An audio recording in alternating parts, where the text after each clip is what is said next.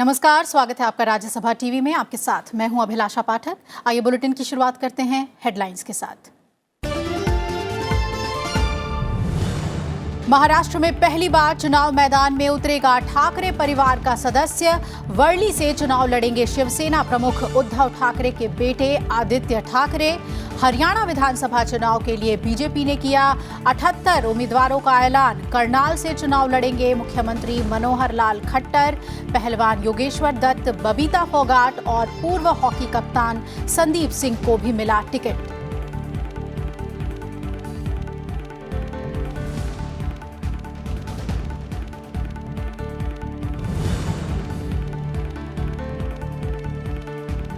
भारत के $5 ट्रिलियन वाली अर्थव्यवस्था के लक्ष्य को पाने में इनोवेशन की होगी अहम भूमिका।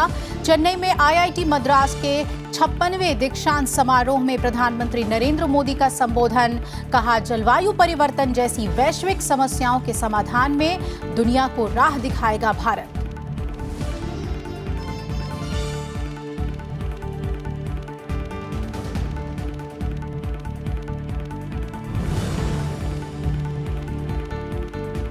नीति आयोग ने जारी किया 2019 का school education quality index. Kerala पहले, राजस्थान दूसरे और कर्नाटक तीसरे स्थान पर। मणिपुर, त्रिपुरा और गोवा ने शिक्षा गुणवत्ता में बेहतर सुधार किया।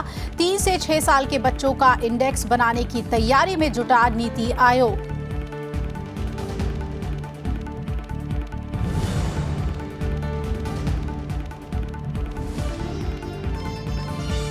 आईएनएक्स मीडिया केस में दिल्ली हाईकोर्ट ने पूर्व वित्त मंत्री पी चिदंबरम की जमानत याचिका खारिज की। 3 अक्टूबर तक न्यायिक हिरासत में ही रहेंगे चिदंबरम।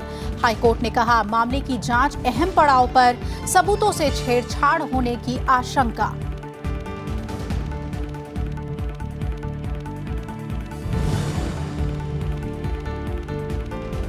और उत्तर प्रदेश और बिहार में भारी बारिश का कहर, जानमाल के साथ फसलों को भी पहुंचा नुकसान।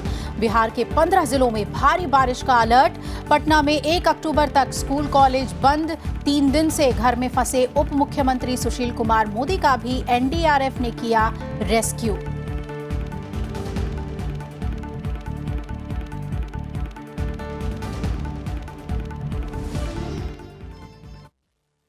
प्रधानमंत्री नरेंद्र मोदी ने आज चेन्नई में आईआईटी मद्रास के 56वें दीक्षांत समारोह में कहा कि नवाचार, प्रौद्योगिकी और टीम वर्क आने वाले समय का स्तंभ करार है। छात्रों को संबोधित करते हुए उन्होंने कहा कि इनोवेशन देश की 5 ट्रिलियन अर्थव्यवस्था के सपने को साकार करेगा।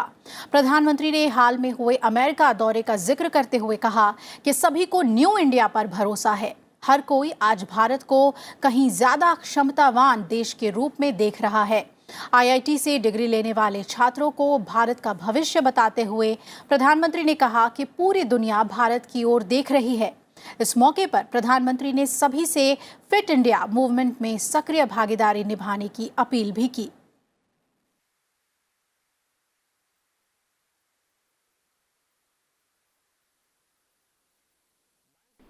Today, as India is inspiring to become a $5 trillion economy, your innovation, aspiration, and application of technology will fuel this dream.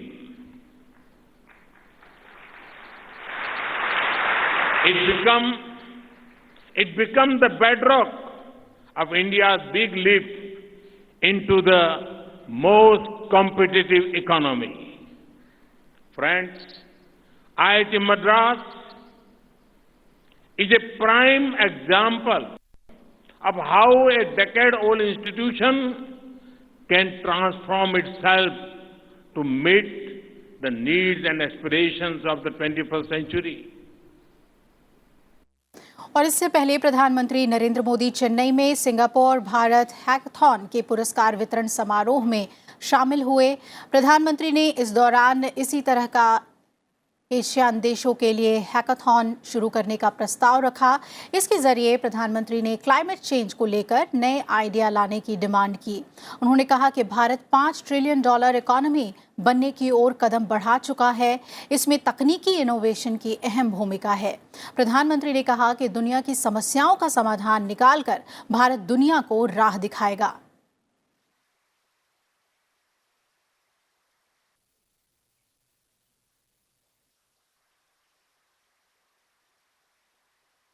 Indian solutions for global application. This is our goal and our commitment. We would also like our cost-effective solutions to be available to serve the needs of the poorest countries. India innovation in support of the poorest and the most deprived, no matter where they live. Friends, I genuinely believe that technology unites people even across countries, across continents. I welcome the suggestions of Minister Ong. Let me take this opportunity to propose a similar hackathon involving those ASEAN countries that may be interested in participating with support from NTU, Government of Singapore and Government of India. Let best brain in ASEAN countries compete to offer innovative solution for reducing global warming and climate change. इधर केंद्रीय गृह मंत्री अमित शाह ने कहा है कि अगर कोई भी कश्मीर में अशांति की कोशिश करेगा तो हमारे जवान इसका सामना करने के लिए डटे हुए हैं। गुजरात के अहमदाबाद में रैपिड एक्शन फोर्स के 27वें स्थापना दिवस समारोह में हिस्सा लेते हुए गृह मंत्री ने कहा कि कश्मीर से अनुच्छेद 370 को हटाकर जवानों का सच्चा सम्मान सरकार ने किया है। गृह मंत्री RAF जवानों की परेड में शामिल हुए और परेड का निरीक्षण किया। अमित शाह ने कहा कि RAF के जवानों ने देश में हर स्थिति में काम किया है और लोगों की सेवा की है।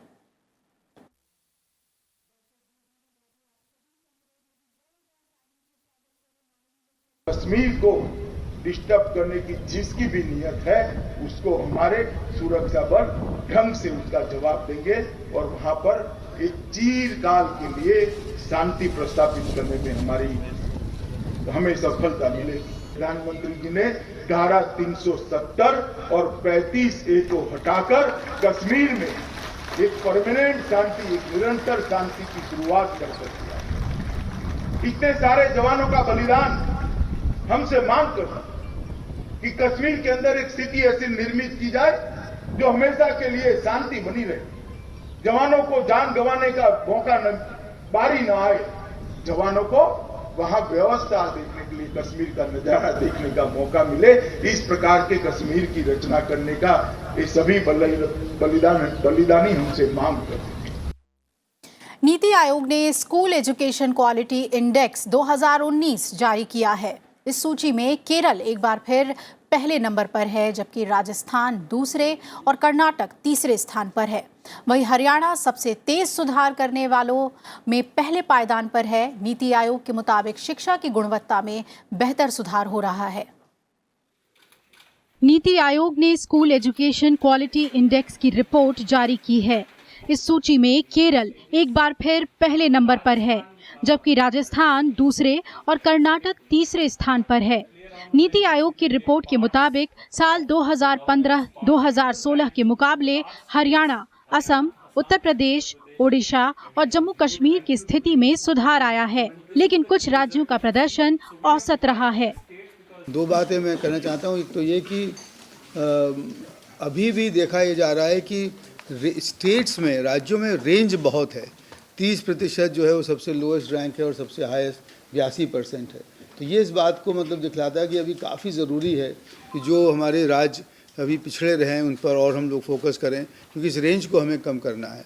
नीति आयोग की इस रिपोर्ट के मुताबिक छोटे राज्यों में मणिपुर, त्रिपुरा और गोवा ने शिक्षा गुणवत्ता में बेहतर सुधार किया है, लेकिन अरुणाचल प्रदेश में अभी बहुत कुछ करना होगा।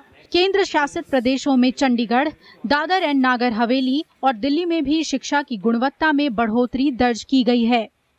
If one were to look at the pupil-teacher ratio all over the country, It's actually a very good ratio at 1 teacher to 25 students. But therefore, why do we have the specter of about 10% schools with just 1 teacher and not sufficient teachers? That's because of the incorrect deployment. So some schools don't have enough, some schools have too many.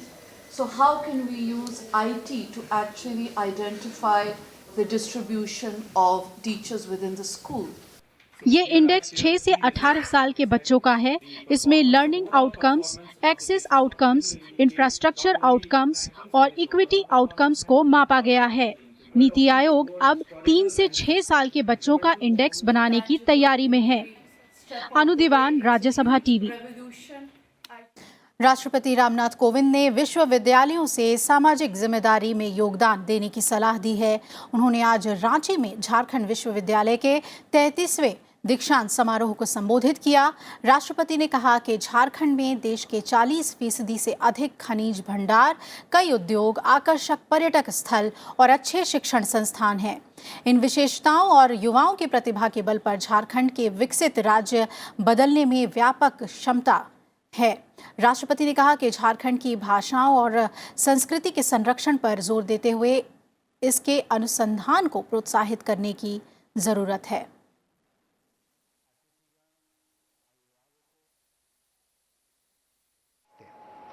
आप सबके विश्वविद्यालय का ध्येय वाक्य है तेजस्वी नावधीतम अस्तु, अर्थात हमारा अध्ययन प्रभावी बने। आप सबने जो शिक्षा प्राप्त की है उसकी सार्थकता विश्वविद्यालय से निकलने के बाद विभिन्न कार्य क्षेत्रों तथा समाज और देश के लिए आपके योगदान पर निर्भर करेगी। आईएनएक्स मीडिया केस में दिल्ली हाईकोर्ट ने पूर्व वित्त मंत्री पी चिदम्बरम की जमानत याचिका को खारिज कर दिया है। 27 सितंबर को अदालत ने उनकी याचिका पर फैसला सुरक्षित रख लिया था। चिदम्बरम को अभी न्यायिक हिरासत में ही रहना होगा। वो 3 अक्टूबर तक न्यायिक हिरासत में तिहाड़ जेल में ही रहेंगे। इससे पहले 20 अगस्त को भी दिल्ली हाईकोर्ट ने पी चिदम्बरम की अग्रिम जमानत अर्जी खारिज कर दी थी। इसके बाद सीबीआई ने 21 अगस्त को पूर्व वित्त मंत्री को उनके घर से गिरफ्तार कर लिया था। सुनवाई के दौरान हाईकोर्ट ने कहा कि अभी तक मामले में सबूतों से कोई छेड़छाड़ नहीं हुई है। मामले की जांच अहम पड़ाव पर है, लिहाजा सबूतों से छेड़छाड़ होने की संभावना है। अदालत के मुताबिक संभव है कि चिदम्बरम गवाहों को प्रभावित कर सकते हैं। आईएनएक्स मीडिया केस में पी चिदम्बरम पर फॉरेन इन्वेस्टमेंट प्रमोशन बोर्ड यानी FIPB से गैर कानूनी तौर पर मंजूरी दिलाने के लिए रिश्वत लेने का आरोप है और ये मामला 2007 का है।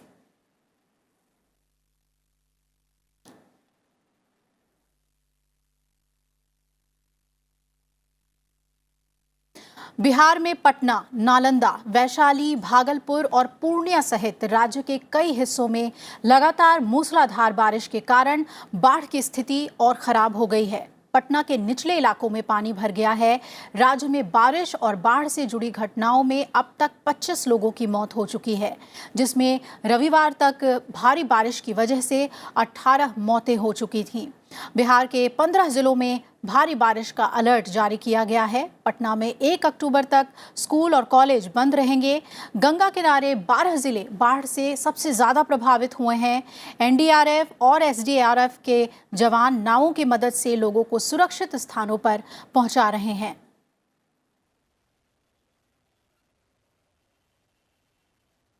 वायुसेना ने हेलीकॉप्टर की मदद से कई जगहों पर खाने के पैकेट भी लोगों में बांटे। हालात को देखते हुए मुख्यमंत्री नीतीश कुमार ने आपात बैठक बुलाकर स्थिति की समीक्षा की। मुख्यमंत्री ने राहत और बचाव कार्य तेज करने के निर्देश दिए हैं।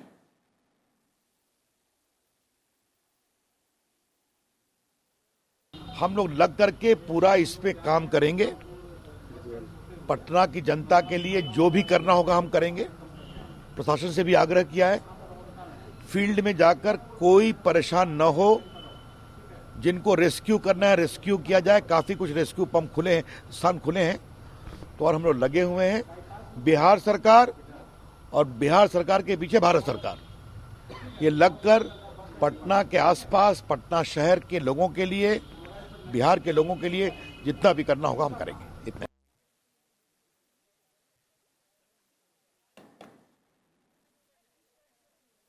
बिहार के उप मुख्यमंत्री सुशील कुमार मोदी 3 दिन से राजेंद्र नगर स्थित अपने घर में फंसे हुए थे, जिनका आज दोपहर रेस्क्यू कराया गया। उप मुख्यमंत्री के घर के चारों तरफ पानी ही पानी था। 3 दिन बाद भी राहत न मिलता देख प्रशासन ने एनडीआरएफ की टीम को अलर्ट किया। उसके बाद उन्हें नाव से रेस्क्यू किया गया।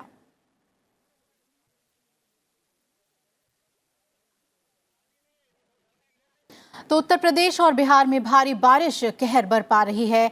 आम जनजीवन बुरी तरह से प्रभावित हुआ है।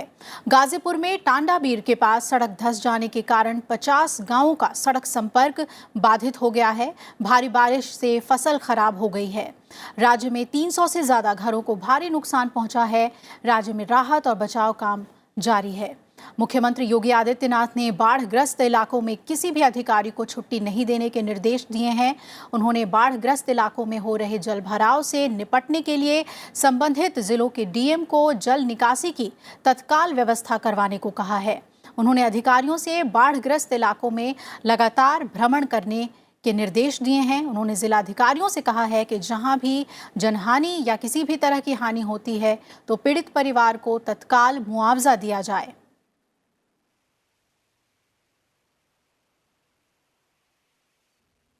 आरबीआई के गवर्नर शक्तिकांत दास ने आज उपराष्ट्रपति से मुलाकात की। इस दौरान किसानों से जुड़े मुद्दों पर चर्चा हुई। उपराष्ट्रपति ने कृषि ऋण, शीतगृह, कृषि भंडारण, खाद्य प्रसंस्करण उद्योग, फसल बीमा जैसे विषयों पर बातचीत की।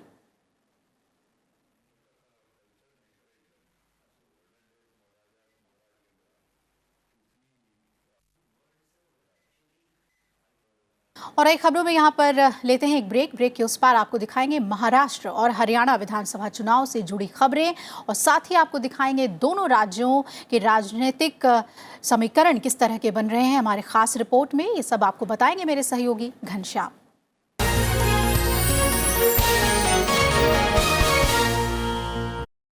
देखिए मेरे साथ देश देशांतर रात 8:30 सिर्फ राज्यसभा टीवी पर।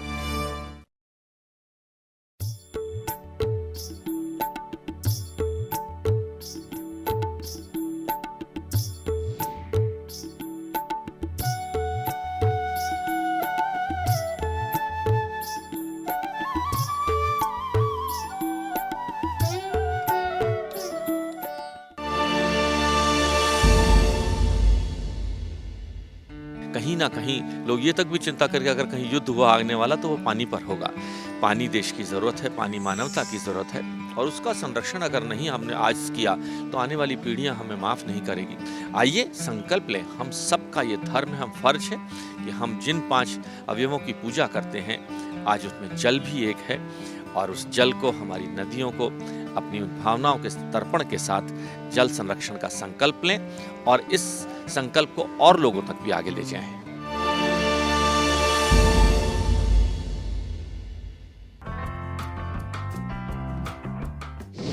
इसकी जितनी भी अवेयरनेस पब्लिक में की जाए उतना कम है, क्योंकि so many people are dying because of this organ donation, and I think each one of us, any community member should become part of it, and we should see that this organ is donated, and whenever we die, our organs can be utilized for the good of people.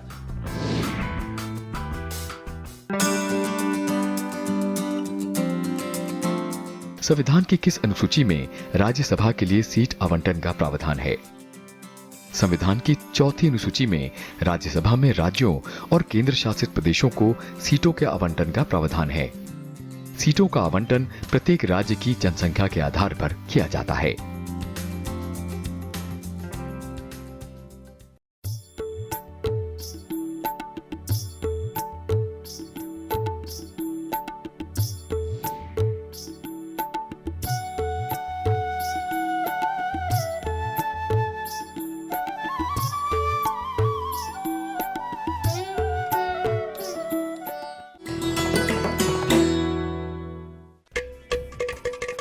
घटम प्राचीन दक्षिण भारतीय ताल वाद्य जब बजता है तो सृष्टि के 5 तत्वों धरा, जल, वायु, अग्नि और आकाश के स्वर को इसकी धुन में किया जा सकता है महसूस। घटम पर उंगलियों और हथेली के थाप से उत्पन्न हुई स्वर तरंग पैदा करती है अद्भुत ताल।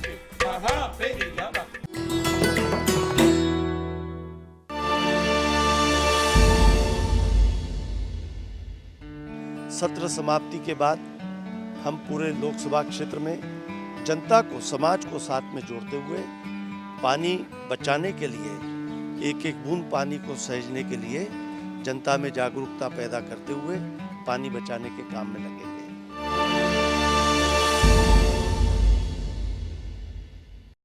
देखिए मेरे साथ देश देशांतर रात 8:30 सिर्फ राज्यसभा टीवी पर।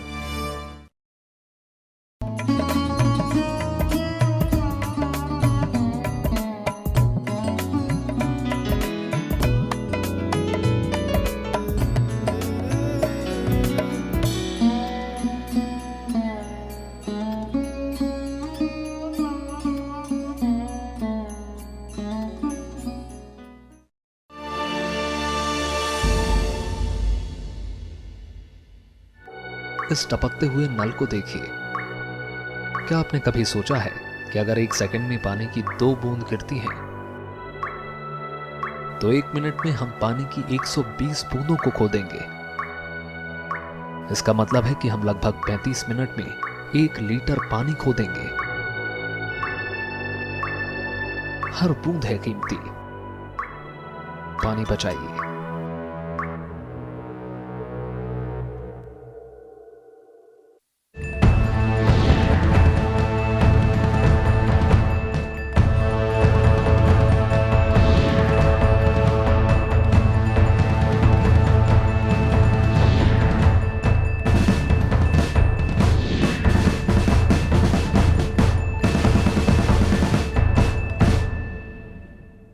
चुनावी रण 2019। नमस्कार, आपके साथ में घनश्याम। स्वागत आप सभी का राज्यसभा टीवी में। महाराष्ट्र और हरियाणा में विधानसभा चुनाव को लेकर सरगर्मियां तेज होने लगी हैं और ये चुनाव अपने आप में बहुत खास है। 5 महीने पहले हुए लोकसभा चुनाव के बाद ये पहला विधानसभा चुनाव है। अब सभी की निगाहें महाराष्ट्र और हरियाणा चुनाव पर हैं। विधानसभा चुनाव की पल पल की खबरें आप तक पहुंचाने के लिए राज्यसभा टीवी ने खास तैयारी की है। आज से राज्यसभा टीवी पर चुनावी खबरों का कारवा हम लेकर आ रहे हैं हर रोज रात 7 बजे, 8 बजे और सुबह 9 बजे और दोपहर 1:30 बजे आप चुनाव से जुड़ी हर खबर देख सकते हैं। आज शुरुआत करते हैं हरियाणा से।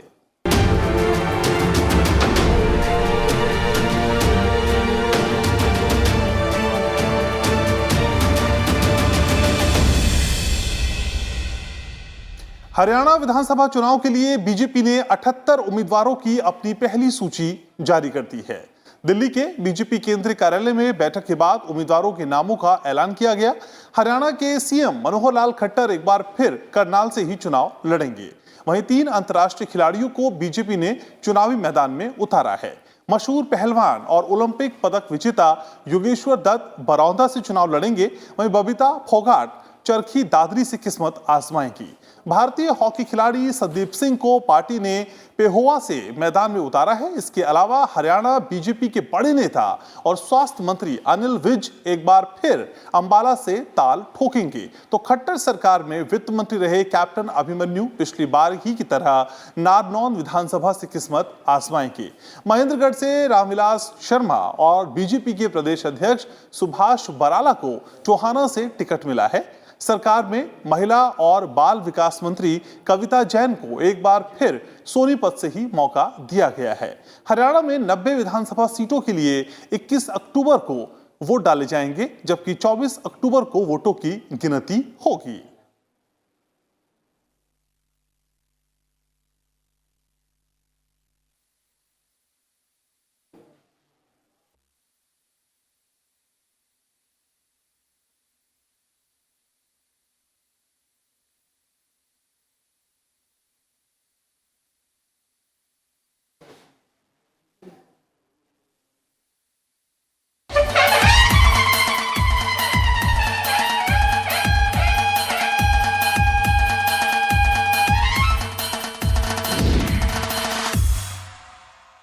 और अब जिक्र करते हैं महाराष्ट्र के रण का। तो महाराष्ट्र में ठाकरे परिवार से पहली बार कोई सदस्य चुनाव मैदान में उतरेगा।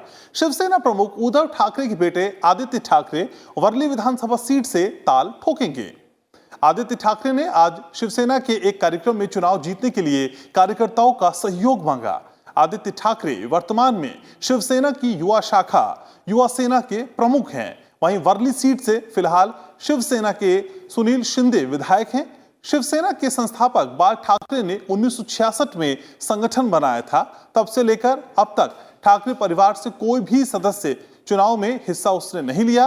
ये पहला मौका है जब परिवार से कोई शख्स किसी चुनाव में उम्मीदवार होगा।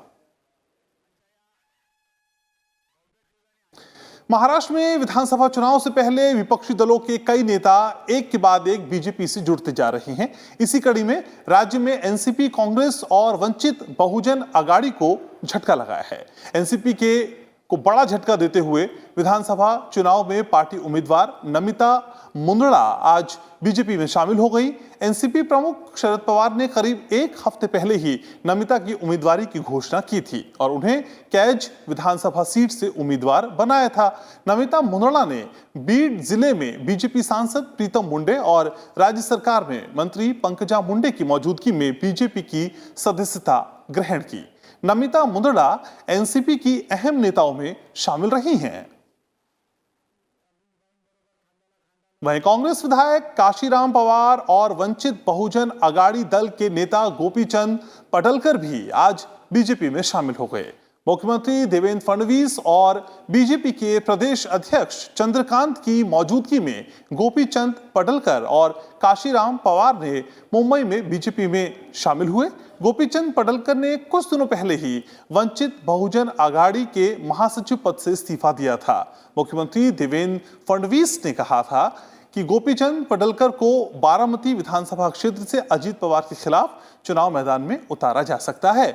महाराष्ट्र में 21 अक्टूबर को विधानसभा चुनाव होने हैं। 24 अक्टूबर को वोटों की गिनती होगी।